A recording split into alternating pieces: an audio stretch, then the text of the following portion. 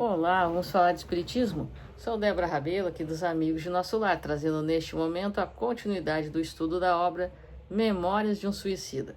Estamos aqui no capítulo número 2, Os Réprobos, com mais uma parte desta maravilhosa obra.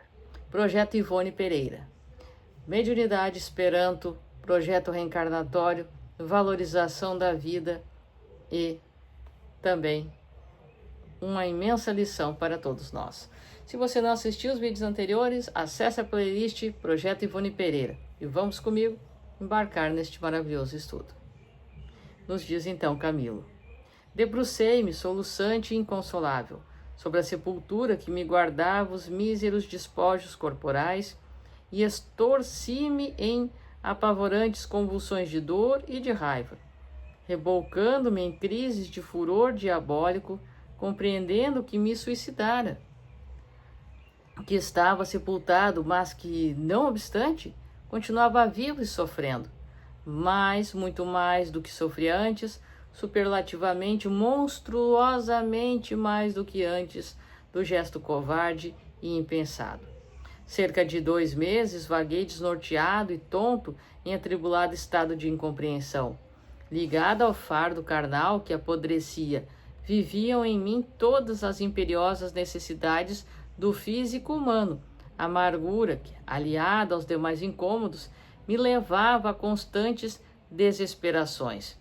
Revoltas, blasfêmias, crises de furor acometiam-me como se o próprio inferno soprasse sobre mim suas nefastas inspirações, assim coroando as vibrações maléficas que me circulavam de trevas.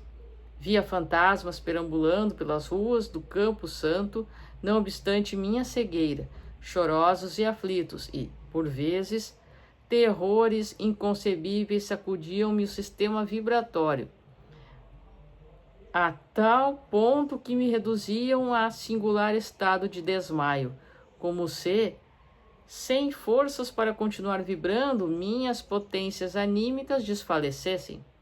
Desesperada em face do extraordinário problema, entregava-me cada vez mais ao desejo de desaparecer, de fugir de mim mesmo, a fim de não mais interrogar-me sem lograr lucidez para responder, incapaz de raciocinar que, em verdade, o físico material, modelado do limo putrescível da terra, fora realmente aniquilado pelo suicídio, e que o que agora eu sentia confundir-se com ele, porque solidamente a ele unido por leis naturais de afinidade, que o suicídio absolutamente não destrói. Era o físico espiritual indestrutível e imortal, organização viva, semimaterial, fadada a elevados destinos, a porvir glorioso, no seio do progresso infindável, relicário no qual se arquivam qual cofre que encerrasse valores. Nossos sentimentos e atos, nossas realizações e pensamentos, envoltório que é da centelha sublime que rege o homem, isto é, a alma, eterna e imortal, como aquele que de si mesmo a criou.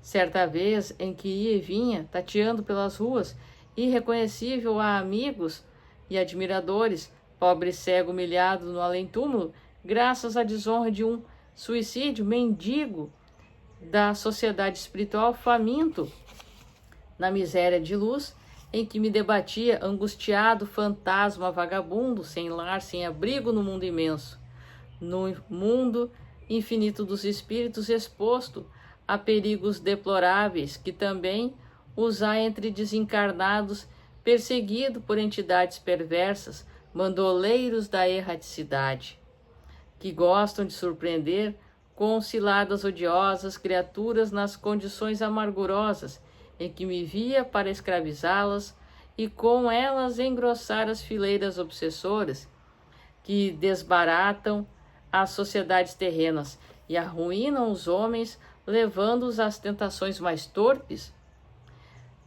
por intermédio de influenciações letais. Ao dobrar de uma esquina deparei com certa multidão, cerca de 200 individualidades de ambos os sexos. Era noite, Pelo menos eu assim supunha, pois, como sempre, as trevas envolviam-me e eu, tudo o que venho narrando, percebia mais ou menos bem dentro da escuridão, como se enxergasse mais pela percepção dos sentidos que mesmo da visão. Aliás, eu me considerava cego, mas não me explicando até então como destituído do inestimável sentido. Possuía, não obstante, capacidade para tantas torpezas enxergar, ao passo que não a possuía sequer para reconhecer a luz do sol e o azul do firmamento. Essa multidão, entretanto, era a mesma que vinha concertando o coro sinistro que me aterrava, tendo-a eu reconhecido, porque, no momento em que nos encontramos, entrou a uivar desesperadamente, atirando céus blasfêmias, diante das quais as minhas seriam meros gracejos. Tentei recuar, fugir, ocultar-me dela, apavorado por me tornar dela conhecido. Porém, porque marchasse em sentido contrário ao que eu seguia, depressa me envolveu, misturando-me ao todo para absorver-me completamente em suas ondas. Fui levado de roldão, empurrado, arrastado, mau grado meu. E tal era a aglomeração que me perdi totalmente em suas dobras. Apenas me inteirava de um fato, porque isso mesmo ouvia rosnarem ao redor, e era que estávamos todos guardados por soldados, os quais me conduziam. A multidão acabava de ser aprisionada. A cada momento juntava-se a ela outro e outro vagabundo, como acontecera comigo, e que, do mesmo modo, não mais poderiam sair. Dir-se-ia que esquadrão completo de milicianos montados conduziam-nos à prisão. Ouviam-se as patadas dos cavalos sobre o lajedo das ruas, e lanças afiadas luziam na escuridão, impondo temor. Então, nós vamos ver, conforme vamos dando sequência aqui nos nossos estudos, que longe de parecer que estariam sendo aprisionados, estariam passando um martírio aqui, eles estavam sendo auxiliados e seriam então encaminhados ao chamado Vale dos Suicidas.